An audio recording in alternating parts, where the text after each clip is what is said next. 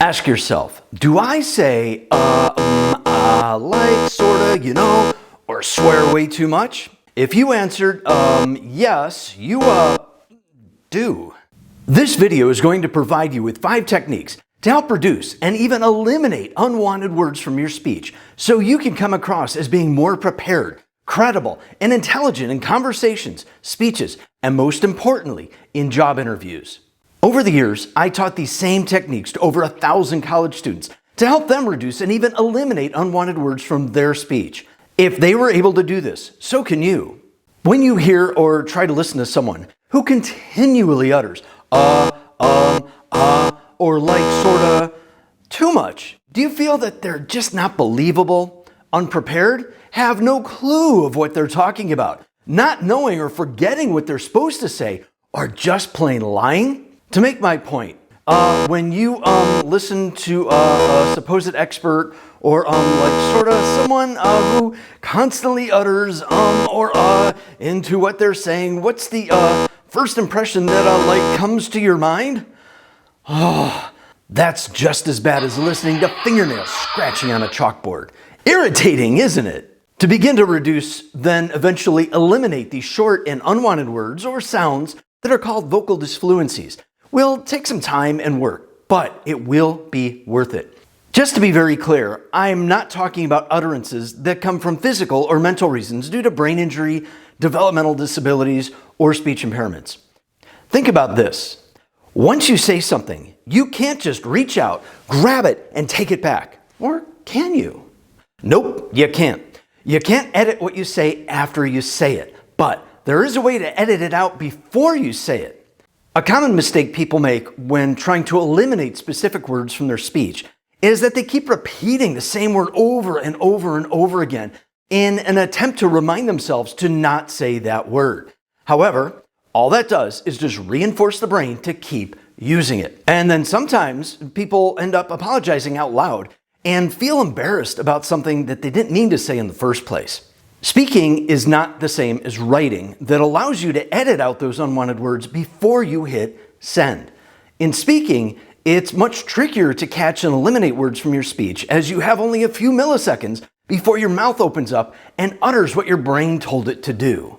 These unwanted words usually pop out when you're nervous or perhaps have a lack of confidence in trying to find the right words in a conversation with someone who may be above you in education, social status, or maybe is just intimidating to talk with.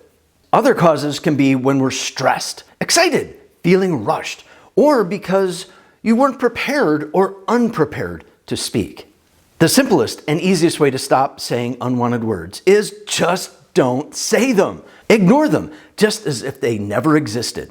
Completely eliminate the words that you don't want to say from your thoughts by not letting them even form in your head, because they will eventually escape from your mouth.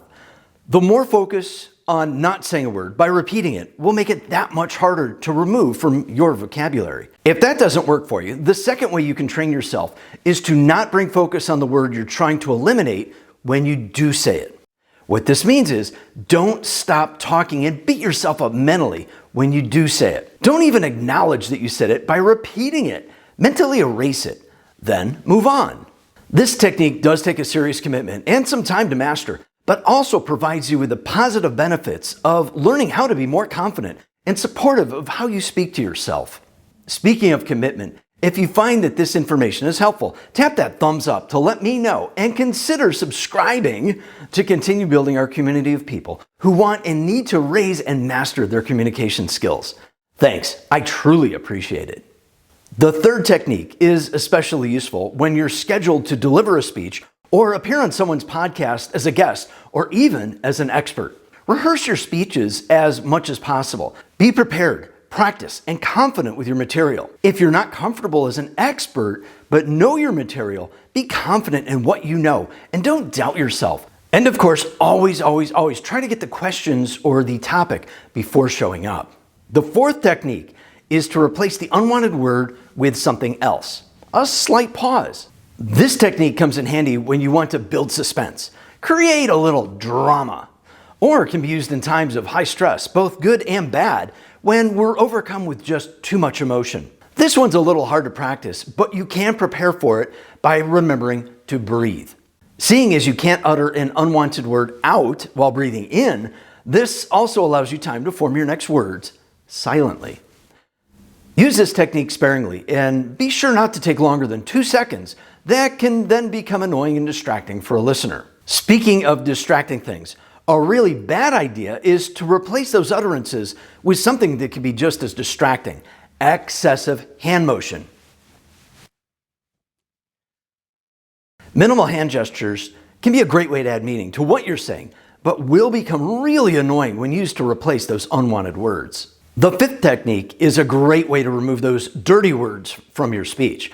There are, of course, times when cursing is just not appropriate or even acceptable. Say you constantly drop the you-know-what bomb, or like to blurt out hit with an S in front of it and want to stop. You need to replace it with a pre-planned and practiced word that still allows you to vent your frustration and yet keep it family friendly.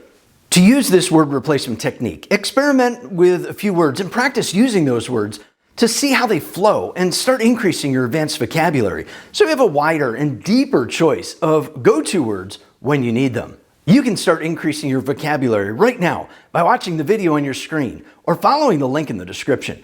Be patient in making changes, as it takes time, discipline, and commitment. I'll see you online soon.